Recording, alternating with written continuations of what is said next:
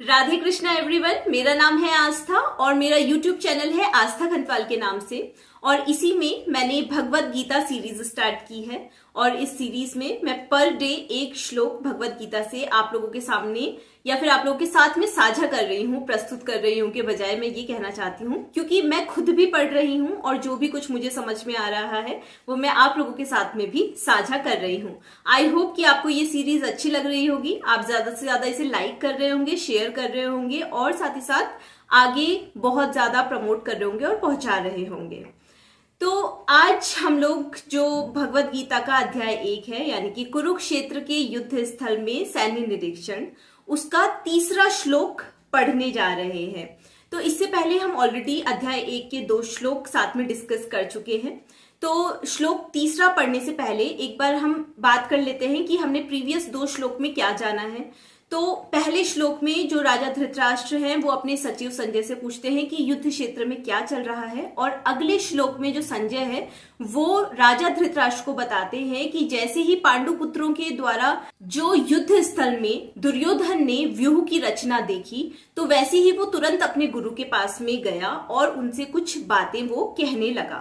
तो आज तीसरे श्लोक में हम जानेंगे कि दुर्योधन ने अपने गुरु यानी कि द्रोणाचार्य से क्या बातें कही।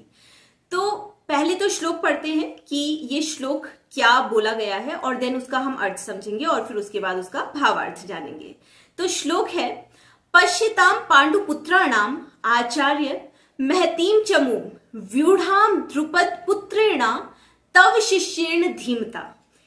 तो श्लोक का अर्थ ये कहा जा रहा है इसमें कि दुर्योधन अपने गुरु द्रोणाचार्य से बोलते हैं, हे आचार्य, पांडु पुत्रों की इस विशाल सेना को देखिए जो कि आपके बुद्धिमान शिष्य यानी कि द्रुपद के पुत्र के द्वारा इतनी कुशलता से इसे व्यवस्थित किया गया है। तो चलिए जानते हैं कि इस श्लोक के अंदर भाव क्या छिपे हैं। तो इस श्लोक के माध्यम से जो दुर्योधन है वो अपने जो सेनापति हैं या फिर जो गुरु हैं द्रोणाचार्य, जो कि उसकी टीम की तरफ से इस युद्ध में लड़ रहे हैं दुर्योधन की तरफ से, तो उन्हें एक प्रकार से ताना मार रहा है, एक तरीके से टॉन्ट कस रहा है। अब एक्चुअल में यहाँ पर है क्या कि जो द्रुपद के पुत्र हैं, राजा द्रुपद के पुत्र धृष्टद्युम्न, उनको राजा द्रुपद ने उनकी प्राप्ति यज्ञ के माध्यम से की थी, जिस यज्ञ के माध्यम से ही उनको द्रौपदी पुत्री भी प्राप्त हुई थी। लेकिन जो धृष्टद्युम्न है उनको उस यज्ञ से प्राप्त उन्होंने इसलिए किया था राजा द्रुपद ने, ताकि जो द्रोणाचार्य की मृत्यु का कारण है वो उनका पुत्र बने। ऐसा क्यों? क्योंकि पहले तो क्या था कि बचपन में जो द्रोणाचार्य थे और जो द्रुपद थे वो दोनों ही आपस में बहुत अच्छी फ्रेंडशिप में थे, बहुत ज्यादा अच्छे मित्र थे। लेकिन बाद में कुछ राजनीतिक विषयों की वजह से, कुछ पॉलिटिकल रीजंस की वजह से या फिर यूं कहें कि राज्य साम्राज्य की लड़ाई की वजह से ही वो आपस में बहुत बड़े झगड़े का उनका कारण बन गया और उनके बीच में बहुत लड़ाई हो गई। मतलब लड़ाई इतनी कि दुश्मनी तक लड़ाई पहुंच गई।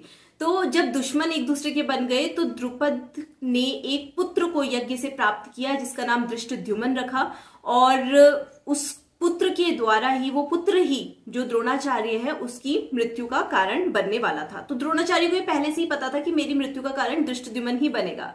लेकिन जब धृष्टद्युम्न को द्रोणाचार्य के पास शिक्षा के लिए भेजा गया तो द्रोणाचार्य ने उनको अपने दुश्मन का बेटे की तरह ट्रीट नहीं किया, बल्कि एज अ गुरु और एज अ शिष्य जो वो अपने सारे शिष्यों को सिखाते थे, युद्ध कलाओं के बारे में, युद्ध कौशल के बारे में सारे रहस्य उन्होंने धृष्टद्युम्न को भी सिखाए। तो यहाँ पर जो दुर्योधन है वो अपने गुरु को इसी बात का ताना दे रहा है कि जिसने आपकी मृत्यु का कारण बनना है या जिसको आपने युद्ध कौशल के इतने सारे गुण सिखाए, इतनी सारी कलाएं सिखाई, आज वही आपके विपरीत में खड़ा हुआ है और आपकी विपक्षी जो पार्टी है उसके साथ में मिलकर इस युद्ध का अच्छे से आयोजन कर रहा है ताकि आपको हरा पाए।